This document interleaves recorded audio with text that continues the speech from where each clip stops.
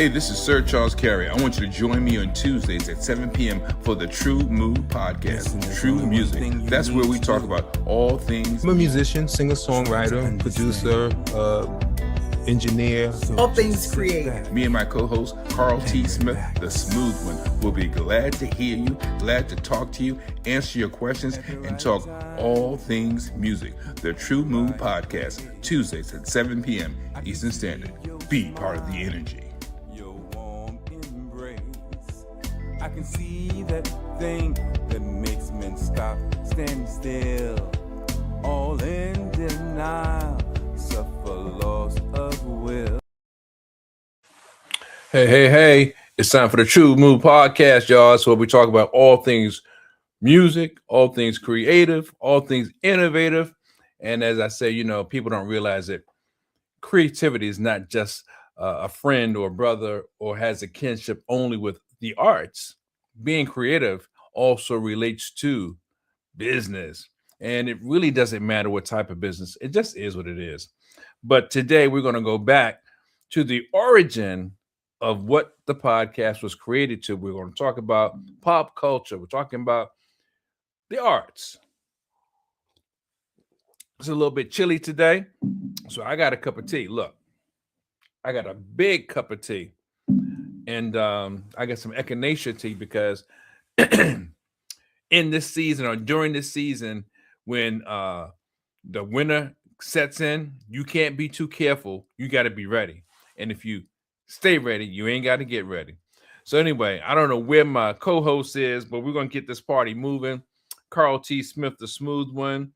I guess he'll be on sooner or later. But talking about pop culture, going old school, how many of y'all remember the staple singers? I know I remember them, and I don't have any clips to play or anything like that, but I was surprised to learn that Mavis Staples, excuse me one second, as they say, let me clear my throat. Mavis Staples and Buddy Guy have a new album out. So I'm like, wow, that's amazing. Oh, here comes the smooth one. There he is, live and in person. How is it? How is it? Oh, you got to reach down and turn it on. He's ready, my man. I was ready for you to make that golden move. I thought she was going to go. I'm going to have to change my routine, huh? I see. Yeah, man. Lighting looks good on the set, too, man. That's all good, man. How you been? Been okay. Sorry, but I'm okay. Yourself? Okay. Well, okay, we're gonna backpedal a little bit. For those who don't know or don't care to know, I'm just putting it out there. I recently had surgery on my eye, my right eye, and seems that the doctor say I've got glaucoma, and I'm like, huh? So the reality of the fact is I have to do something. You can't wait because they say glaucoma has no grace. It just continues to grow and grow and take away your vision.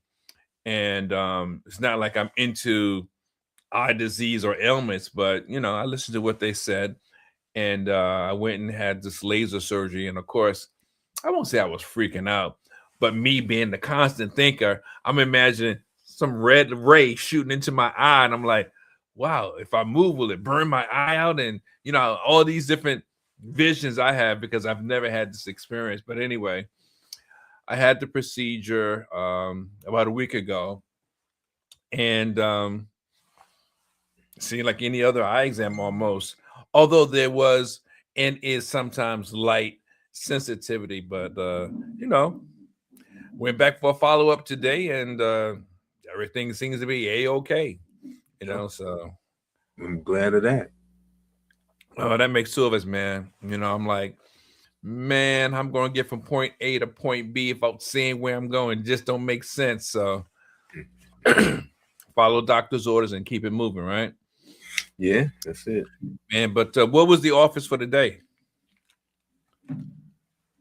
For today? Yeah. Just trying to get back home from they had a classic weekend. Okay. So really? He was working that. Yeah. Man, I haven't been to the Poconos since high school. Man, just a couple of years ago, as you would say. Right now, I was already taking off my socks to count the years that you're talking about. How was it? Was nice. It was good. It was good. They had all the classic acts. Stylistics, Shy Lights. Was Karen White there? Karen White, yeah, they had Karen White, Sugar Hill Gang. Okay. Who else did they have there? They had quite a few acts that was on the show. Hip to the hop to the hippy dippy dippy the dop. Yeah, all of that. Yeah.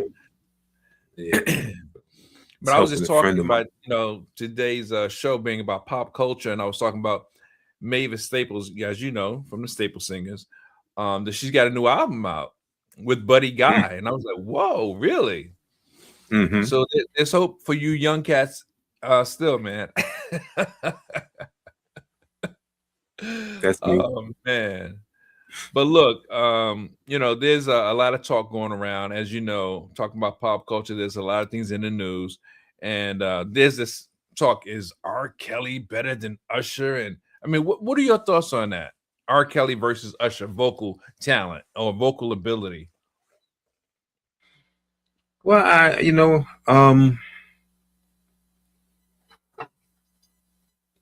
gotta think about that one. I just don't understand why they gotta, pit them against each other, as far as their talents and stuff like that. But when you say better, because that's the whole thing. When you say better, what are we talking about? When you say better, hey, one a better vocalist than the other one, Yeah, see, because if that's the case, they both need some work.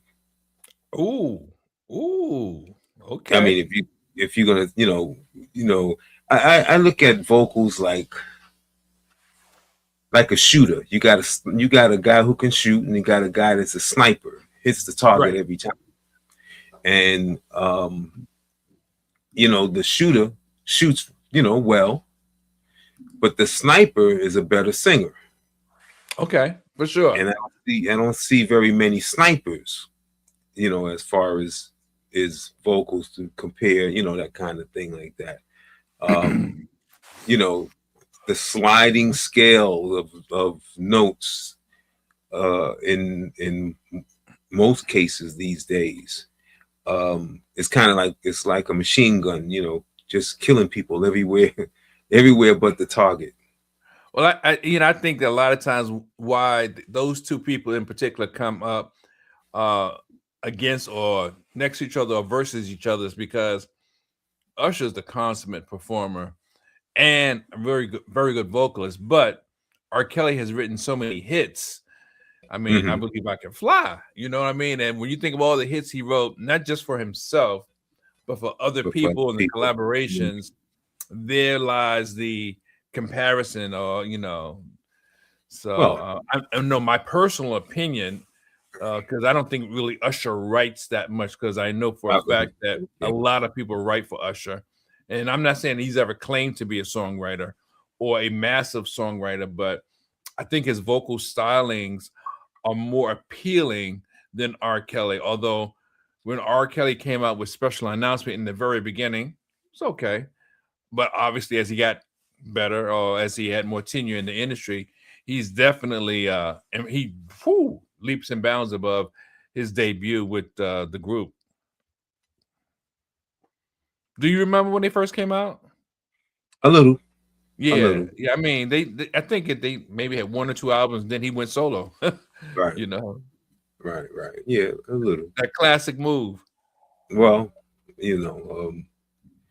I guess if you're I don't know, it's sometimes for some people, in a group, it kind of stifles you, if you got a lot of stuff that you want to do, but the group, isn't with it, that kind of thing, or the group can't handle it.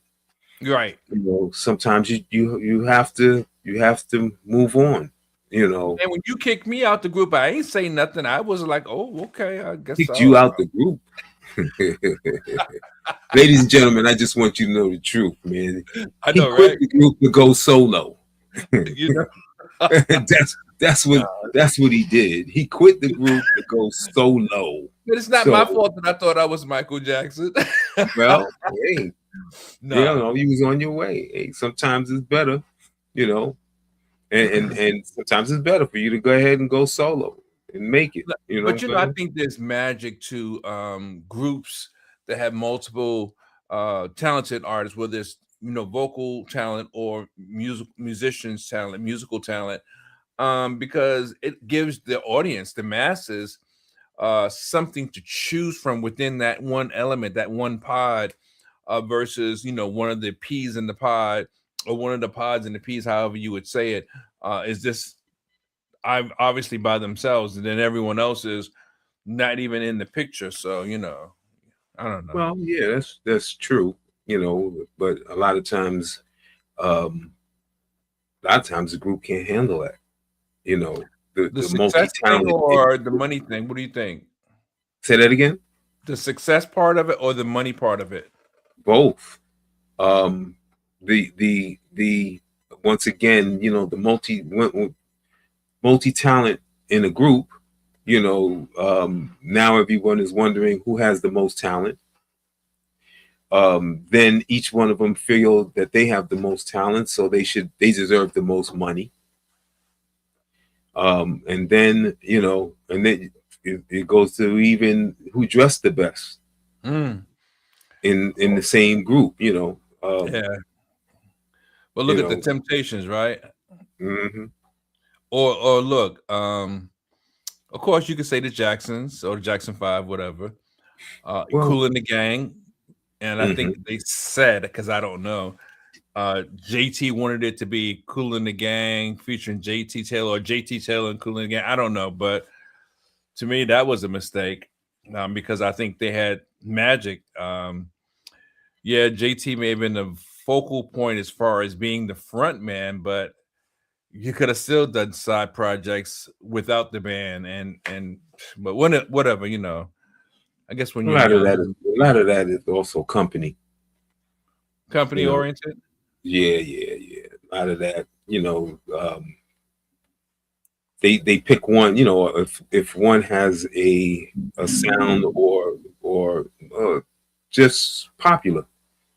You know what I mean? If one is a little more popular than the other, then they try to hit them up and give them a solo deal.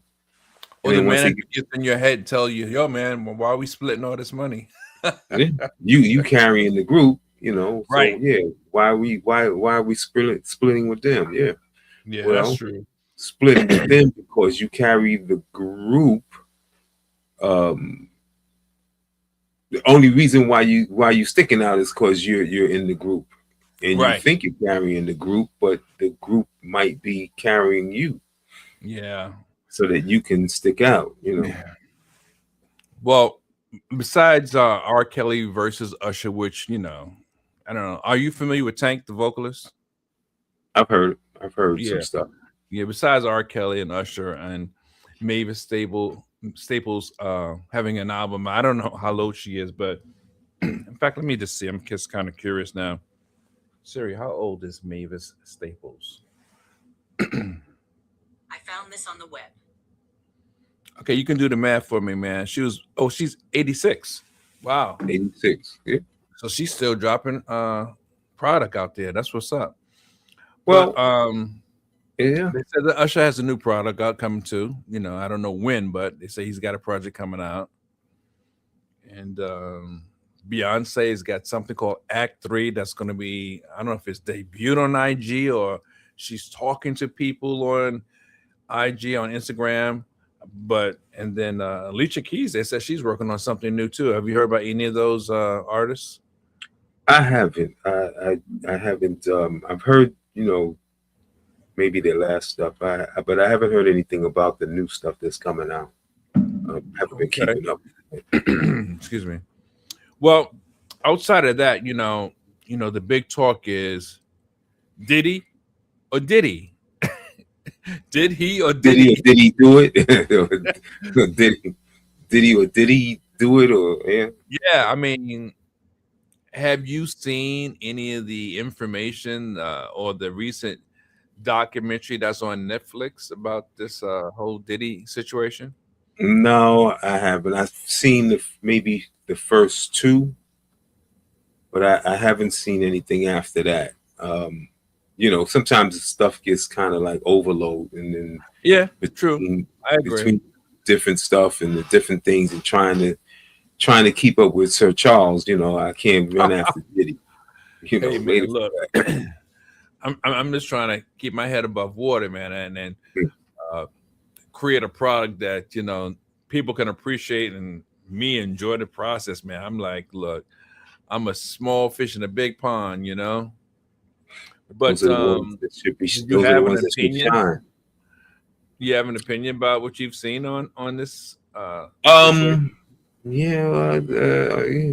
Yeah. I got a couple of opinions. Um. Please do Some of, share.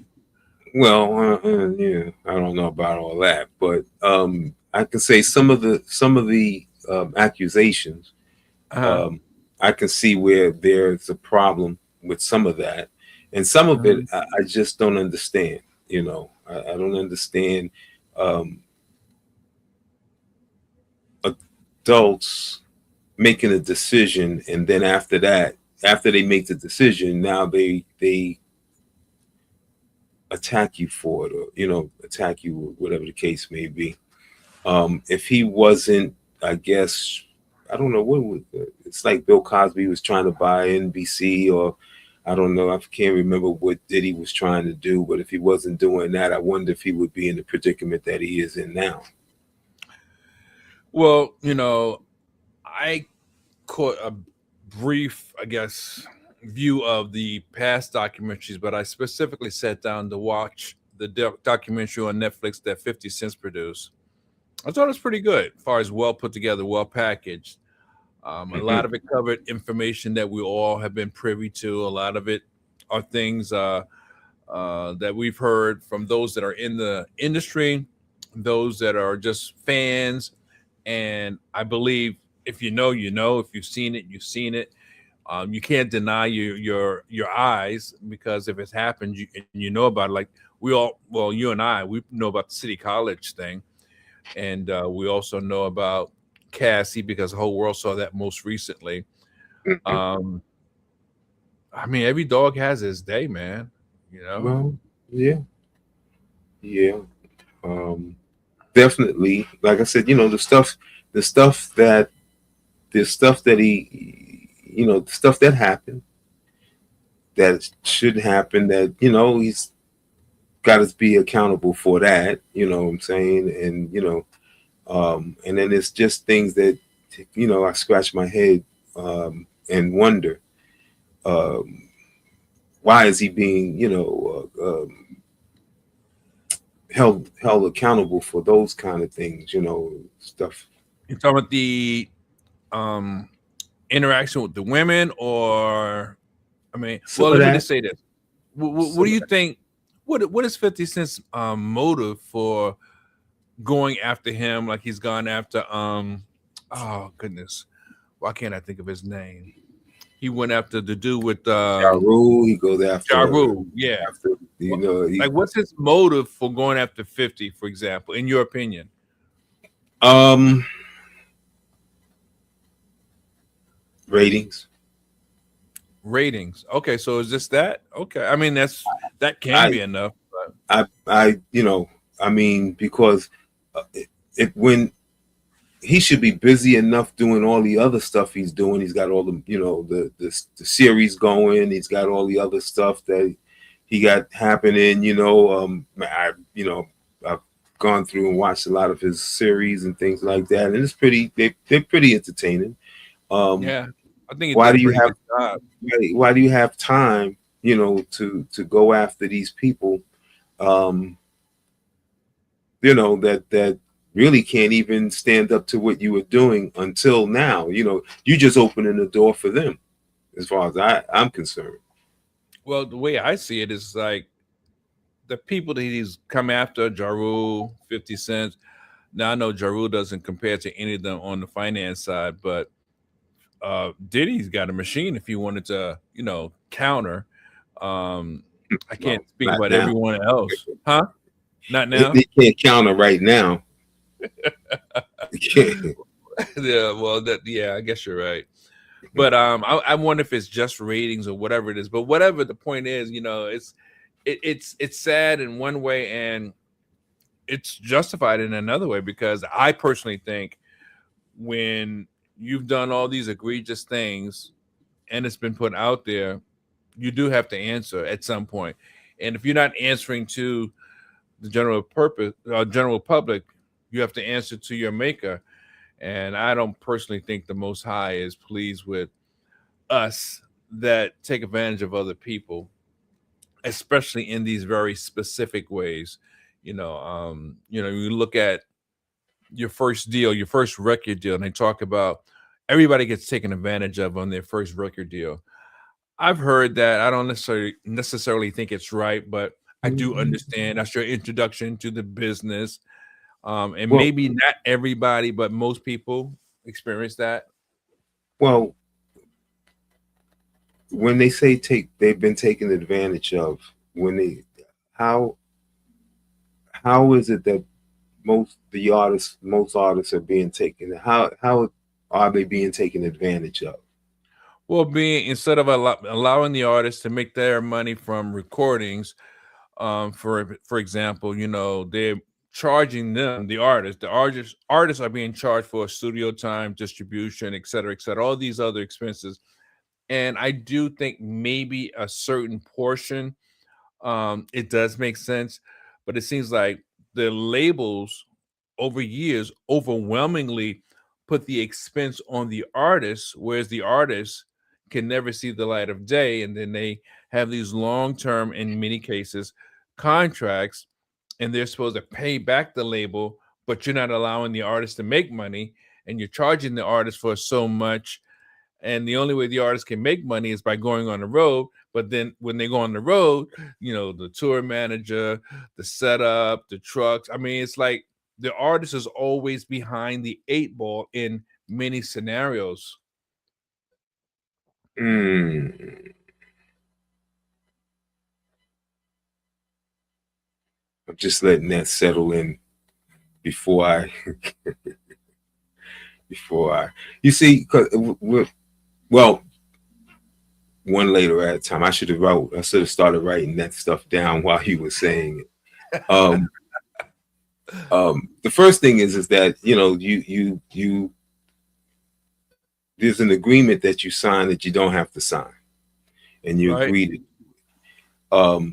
But now, and by no means, I don't think the labels do the artist justice or fairness or whatever the case may be. But on the other hand, who how in your opinion, how should the record business be? How should it be ran? Well, As a record label, if you were a record label, and not, yeah, if you were the record label, what would you? How do you consider to if I run it? was a record label, I think the same things that I just mentioned that the artists are taking in the ways that they are taking advantage of. I think those things should or can be in place, but the numbers or the percentages is what makes a difference on the level of fairness and the What would ob- make it fair? well, definitely depending on if you're talking about recording expense, you're talking about distribution, you're talking about marketing or promotion, just not even talking about touring, just on those four things. Well, whatever the numbers are, I can't say unless we have some numbers to go with, but if Okay, let's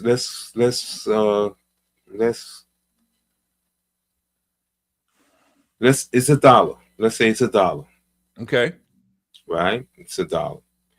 All right. So how much of it should the record label be responsible for out of that dollar? right? Because if the scenario is the artist is coming to you, don't have anything. Well, And if they don't have anything, suppose they wrote the song and produced it. Now, if but they they have, they're but if just they an wrote artist. but if they wrote the song and produced it, they get the residuals no matter what, Okay. unless they sign that away. So So what about a that's 20/80 or 30/70 split? okay. But now who's paying for it, and whose resources are being used?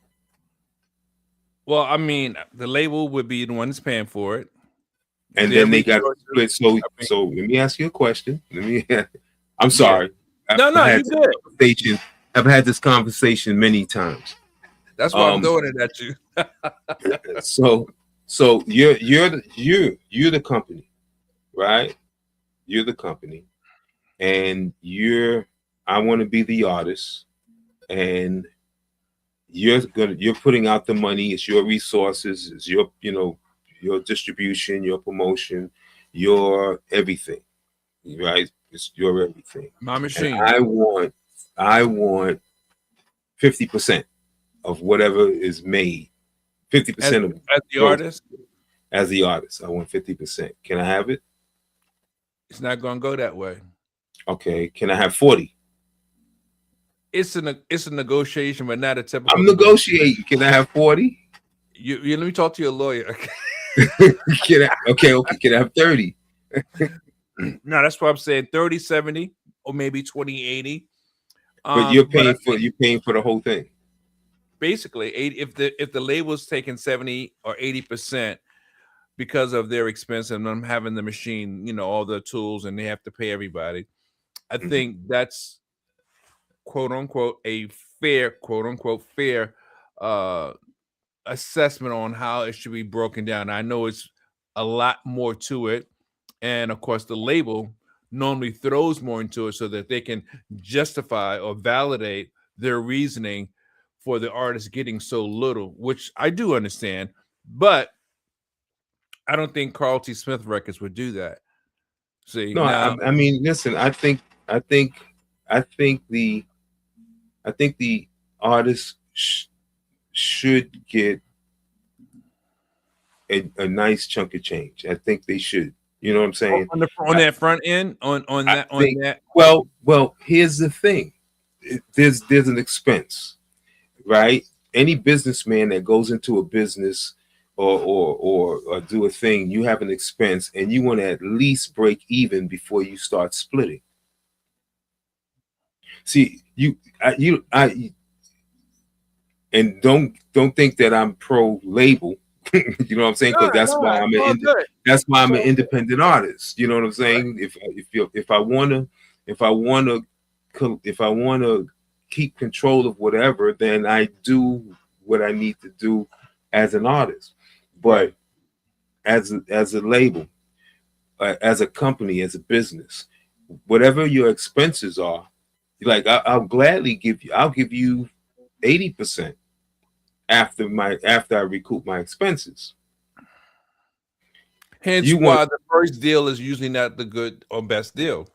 Well, the first deals, and this is where the slippery slope goes. This is where the ice is on the thing, because your first deal, your first three releases is probably not going to be enough to to cover the expenses of the first one, because it takes that much to get the ball rolling. So to recoup, and the way it's being done is not fair. I don't think it's fair. I do understand why they do it this way. Other words, the way they do it is to recoup the money for all the advancements. Yeah, it's based on your royalties, not what they make, but your royalties. So if I spent $1 and you get 1%, and I make the $1, but I only made 5 cents, because your 1%, I'm only recouping the money spent on you based on your percentage. So when I heard this, it was like, yeah, okay, I'm independent. That's how it's going to be. Instead of, so I make $1 million. Okay. But I still did not make my dollar back from the percentage that you get from the record. So it's not even on the overall. So what it should be is if the record label makes the money back from everything that they got, it should clear you for your percentage. It should clear you. Right. That's Only not thing how the it record goes. label is going to want to get a profit too, though. That's the issue they have. But see, this is where the unfair part is. It's not that they don't make a profit. They make a profit. That's the problem. But the way they make the artist pay is the problem. Right. Okay. Right. Right. If I make $1, but see, what I don't hear is that argument. What I hear is that it's unfair and they should get 30, 40 or whatever. No, you should get, I need to get my expenses back. When you and I go into a deal, we're going to do an event, right? And you pay for the whole thing.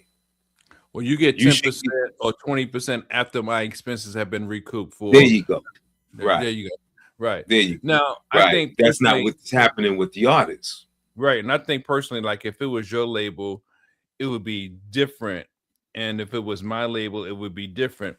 And the pluses or the bonuses, why would it be different is because one, and this is just my theory, but one, if you operate in fairness, and I know in business, people like business ain't fair, and it isn't run fair, but it can be fair.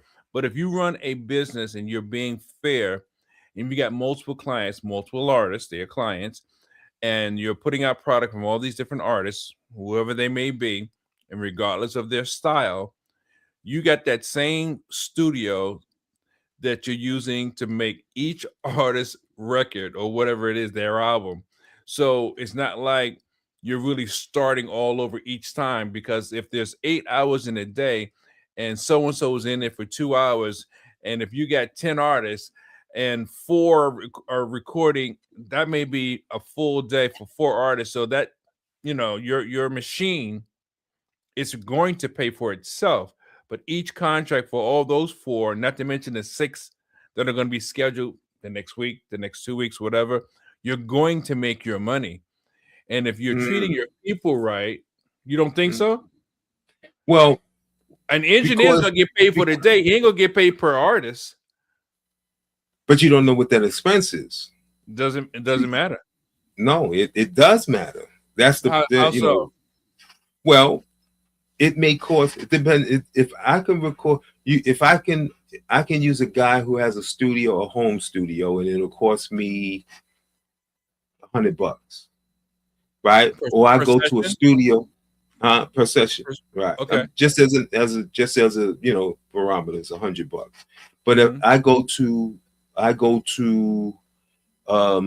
know any of the studios now, but Right Track is one of the ones back in the day. I go to Right Track, and Right Track costs me $1,000. Right. So, and most of the time, if you can get the product done in the studio that was $100, then great. But most of the time, people need the engineer who knows what you're doing, your sound. This is what your point you're missing.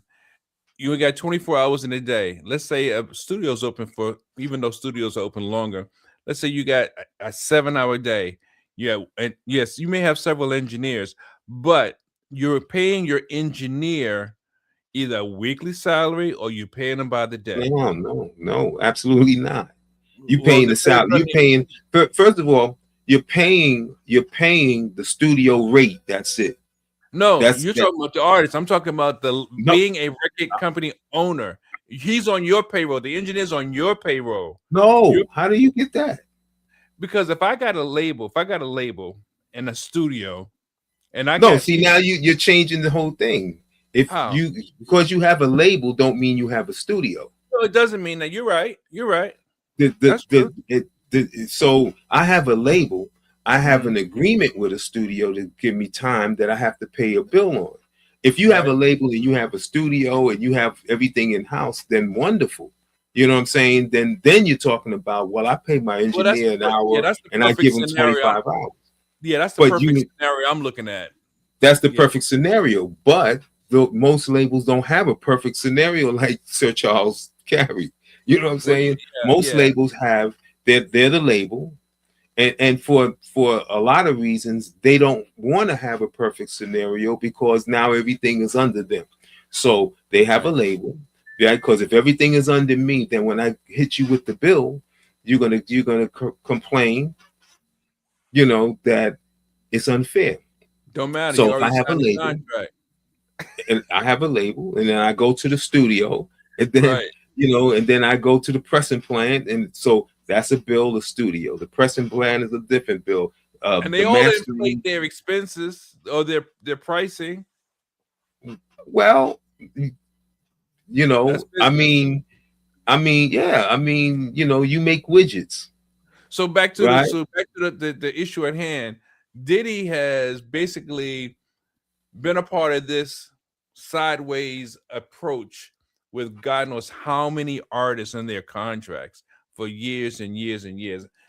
And I mean, think about it. If you saw the last documentary, if you are that shiesty, clever, whatever you want to call it, I'm gonna throw a funeral or party for you, but it's gonna be on your budget based on your spending, not my expenses.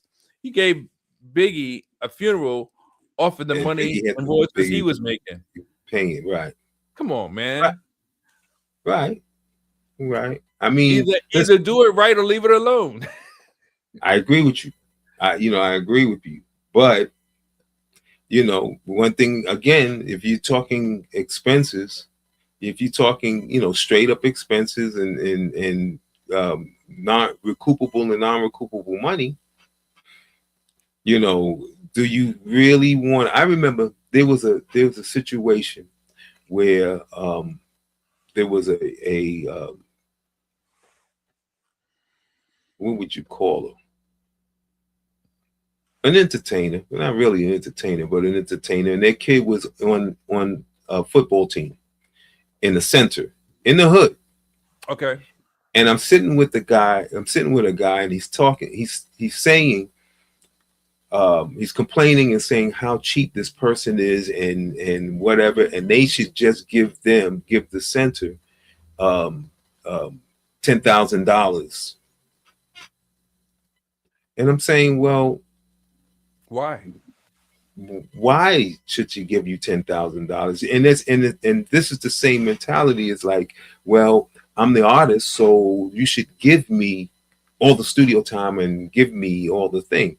So I told her, I said, well, why are you wanting them to give you $10,000? Why don't you do an event?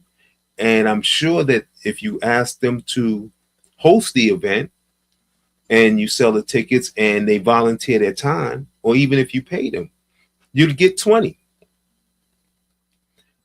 You know, one of the things that I see is people don't realize that they live the same life we do, is just bigger money.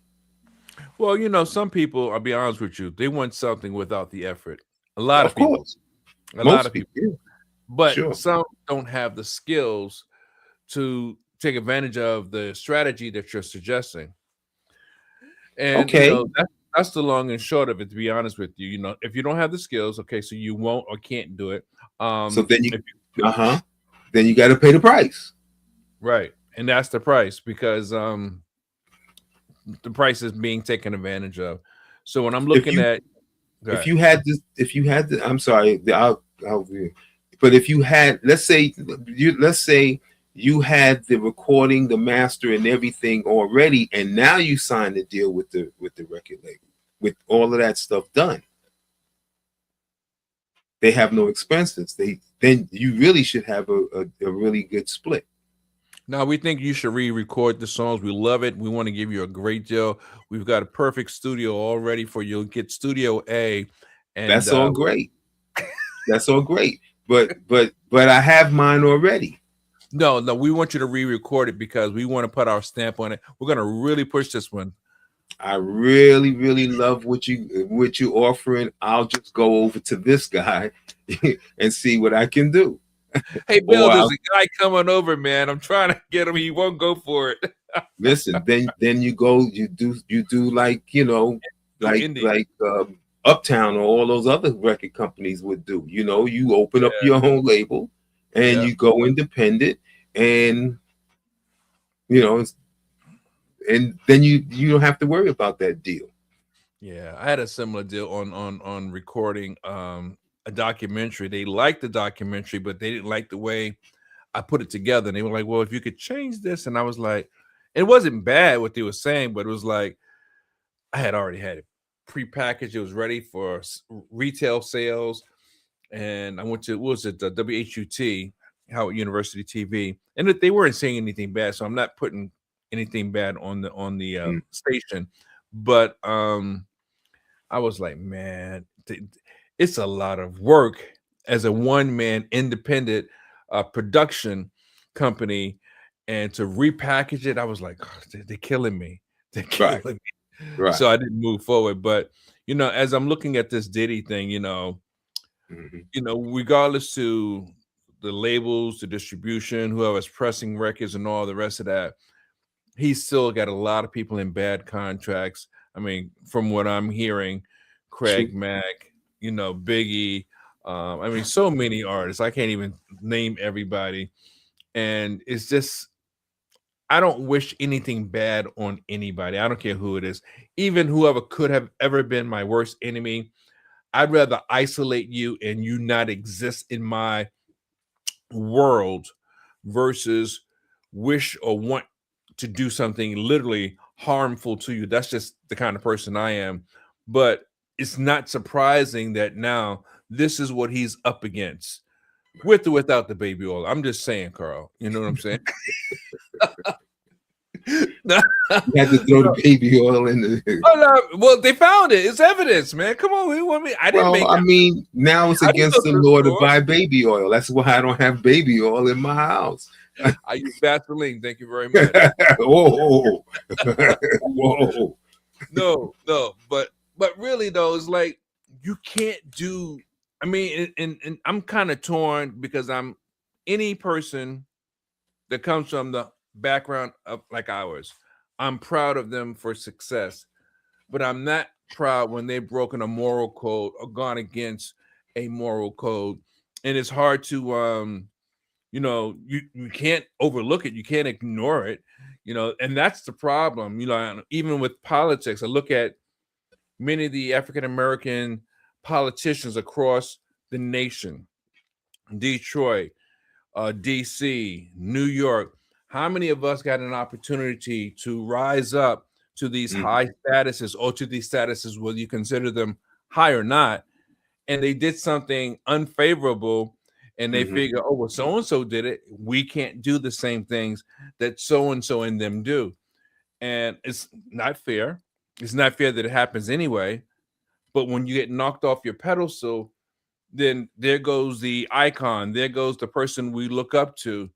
And I mean, no one's perfect. Let he without sin cast the first stone. However, we have to have a better way of doing things. And we have to realize there's a higher standard, as some might say. And for some reason, we always seem to fall for the okie doke. And that's really unfortunate. Somebody said happy Tuesday, and someone was asking a question. But thanks, guys. If you're joining in, we're just talking about pop culture and the Diddy scenario. We're talking about what's happening with R&B and people in that genre today. But yeah, I look at, these things, and it's like, wow, every time you think you've got a bright light, someone's going to find something. Like Obama. Oh, he ain't do nothing. Oh, he didn't do anything. Okay. Name me one politician that's done every single thing that they said they were going to do, and everyone was pleased. Come on, shut up already. Yeah. Nobody can do everything they say the way they say it, and it comes out smelling like roses, and everyone's pleased as punch. Come on, what are you? Where's the reality in your Why thinking? not? Well, No, which part? I Which agree part? with you. I'm Which just part? saying. I agree with you, but I'm just saying, why not? You I mean, it's supposed to, idealistic. I mean, I, you I know. would like to try to be that type of person, but Right. even in our personal lives, we can't be that. Seems like, Yeah. You're right about that. fragile mentalities don't allow happiness to pursue or to ensue. You know, yeah. So anyway, like I said, I'm torn. I wish the best for him, but I have to look at the realities of what happened, what has happened, what he has done, and I understand. By grace, maybe he'll get through it, and hopefully, if he's able to get through it, his ways will change. I don't know. I just don't Yeah, know. yeah. And I was also looking at soul. I was looking at the way music is done today.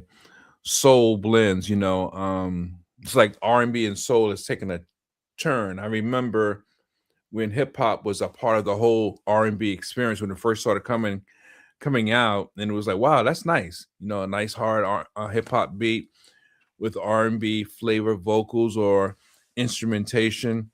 And now it's even gone further. I mean, I still like neo soul, but it's not really relevant. But pop and soul is seemingly really blending more. What are your thoughts on how soul music or R&B music has shifted or transitioned? I mean, just like anything else, it stuff transition into something that anyone at a particular time won't recognize.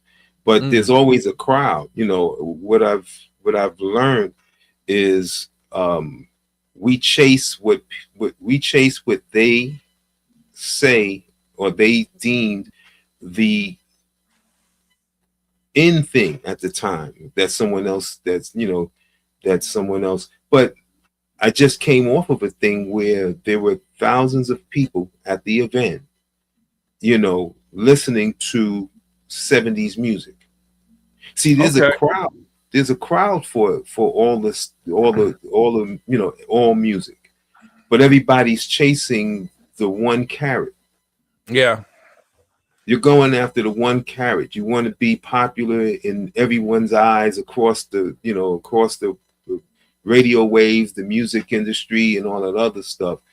But there are multiple, tons of avenues where people are starving for music. Yeah. But We had we're we had a aiming for guest. 14, huh? We had a guest on our show. We had Sharice Reed. She's a vocalist. She's a part of a band, Soul City Collective, and of course, she's done music way before I met her. And she came back on the show because she wrote a book, right? But my point of mentioning her is the fact that we did a gig, and I asked her to pick a song she'd like to do, and she picked some old school stuff. I was like pleasantly pleased, but that's what she likes. you Mhm. know.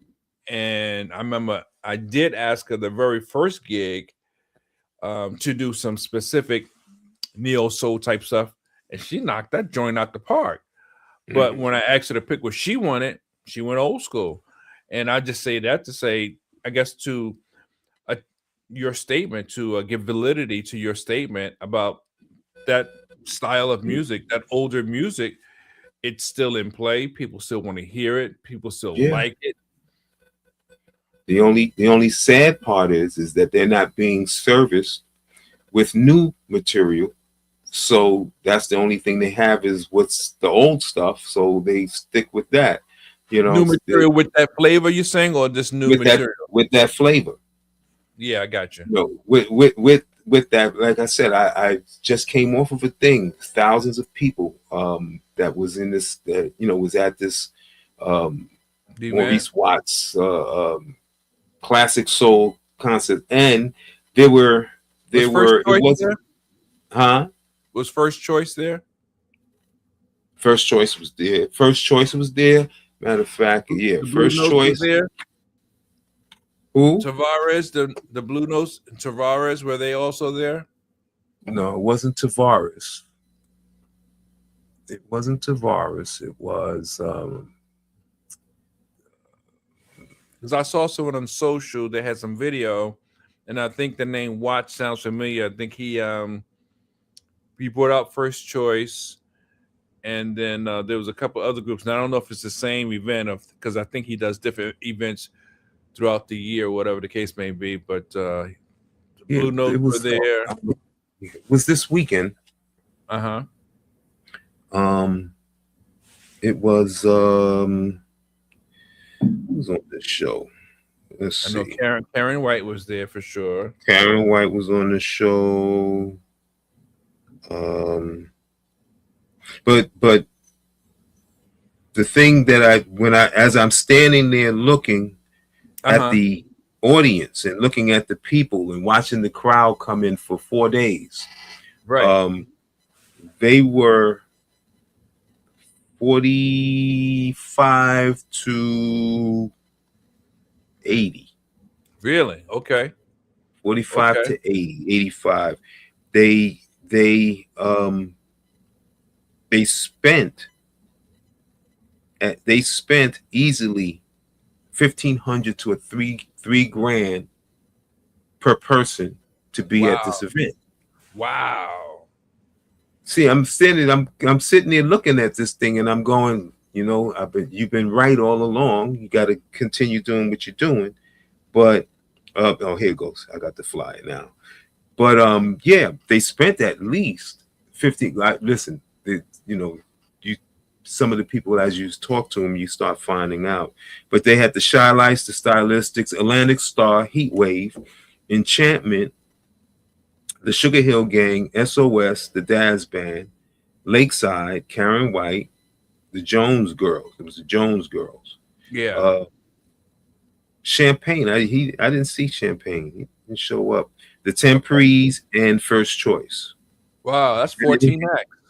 And then they had there was a local band called the Cam Band that was playing out there. They had a lot of stuff. They had seminars and karaoke and all that other stuff. But the people that was there, I don't think I saw anybody. Honestly, I don't think I saw anybody younger than 55 at this whole event. Wow. And it was thousands of seats, and they spent the whole weekend, from Friday to I just got home. Right. So right. from Friday to Tuesday, and at the convention center at the Kalahari. Okay. The resort. Now that's near the Poconos or somewhere? It's in the Poconos. Yeah. It's in the Poconos. Okay. Yeah, it's one of those like amusement park, water park kind of thing. Resort type, yeah. Resort, I got you. Yeah. Wow. But it's they're an underserviced, Yeah, that's an underserved market, and they're probably starving for more entertainment. Big time. Because now they have a limited amount of entertainment because they don't get anything new. Yeah, well, that's where you get It's My Turn, Bay, or The Door. Or The Door, you know what I'm saying? You're Sexy. You're Sexy. Yeah. You know what I'm saying? It's just that's the market to hit for those kind of things. They would love those songs. I really do believe that. They would love that. Between your band and my band, I think they tear them songs up. The guys that we work with, shoot. Well, they certainly would. They certainly would be receptive to it. Yeah. I just had a response for somebody looking for a high-end band. So of course I responded, and then they said, I kind of wish I could do it, but at the same time I need more details. Hey, can you show up this Friday? First of all, I said, can you show up this Friday for an audition? And I'm thinking, First of all, okay, yes, we could. We possibly could show up, but we've been doing this for a number of years. So I'm on the fence about this auditioning thing. That's what I'm thinking. Are you trying to just get a gig out of me? Or is it legit? Because, I mean, if it's high end and it's recurring events, that's different. It may be worth it, but I don't know you and you don't know me. However, I have provided to you all the information you need. I've sent you a tape, video, whatever. I've sent you a EPK, electronic press kit. I've sent you a website. So what's this audition thing I'm thinking? But if it's high end and that's your criteria, I'm willing to meet your criteria if you're on the level, So, but we're waiting to see what happens next. I'm waiting. We'll see. Like this Friday, whoa. Sometimes blessings come in strange ways. So Right. I can't turn my nose up at it and be like, nah, man. Never know. So I'm open. Yeah. No, the best things came in, crazy stuff like that. Spur of the moment. Unconventional ways, right? Yeah. Upside down. Can you play sideways? And can you play in pajamas? Yeah. Yeah. Wow. I'm glad you guys did that. We've got 3 more gigs. Oh, really? Okay. Let me get another pair of pajamas. But it's always interesting to talk about pop culture, whether it's music or actual art or other things that are happening in our life and times, because we've lived through some very peculiar times. We've lived through the AIDS epidemic, we've lived through the pandemic, we've lived through a few incidents the World Trade 9/11, right? We've lived through some really, keep naming them, keep going. I know, right? I can't think of them all, but it's like when we were in school and you heard about the Spanish flu or the Black Plague, it was like, oh, that was a long time ago. That's old stuff, right? World War I and II. But we've lived through our own worldwide historic scenarios, and it's like, wow, it's amazing.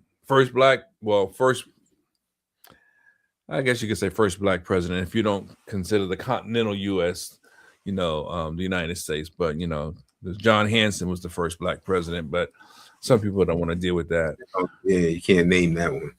Yeah, well, oops, it slipped. Can't name that one.